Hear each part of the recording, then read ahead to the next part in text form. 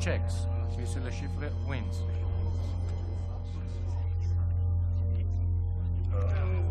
You must have thought I was bluffing, Mr. Bond. He's an investment banker. Doesn't that just make you quake in your boots? Okay, let's try this. He's an investment banker who funds terrorists and submissively weeps blood. Weeping blood comes merely from a derangement of the tear duct. Nothing sinister. How's that work for you? I suppose that if you want to find a reason that Le Chiffre is a villain that stays in our minds that has nothing to do with phantom pains, we have to think about the world at the time and how Le Chiffre reflected it as he was portrayed in the movie, as opposed to the book.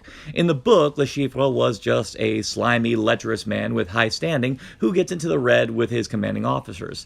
So automatically he is a meek individual with little to no intrigue about him, save for how valuable he would be as an asset to the British Secret Service. His cinematic counterpart, on the other hand, thin ice, buddy.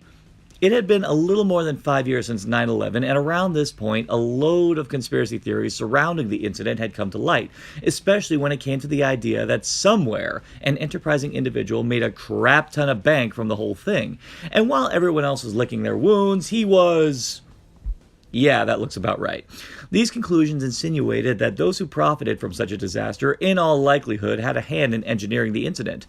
Le Chiffre is the embodiment of that idea. He engineers terrorist attacks in an effort to manipulate the stock market and subsequently fund terrorism around the world. So it just goes to show that even a number cruncher can have a dark side. Now, as you recall, I downgraded Dominic Green owing to his obvious errand boy status, and he's actually in higher standing at Quantum than Le Chiffre. So what elevates Le Chiffre on this countdown apart from... well, again, it all comes down to presentation. When we meet Le Chiffre and Mr. White, we think Le Chiffre is on an even keel. He's the focal antagonist for the majority of the film, and has proven himself to be a legitimate threat, even during a poker tournament.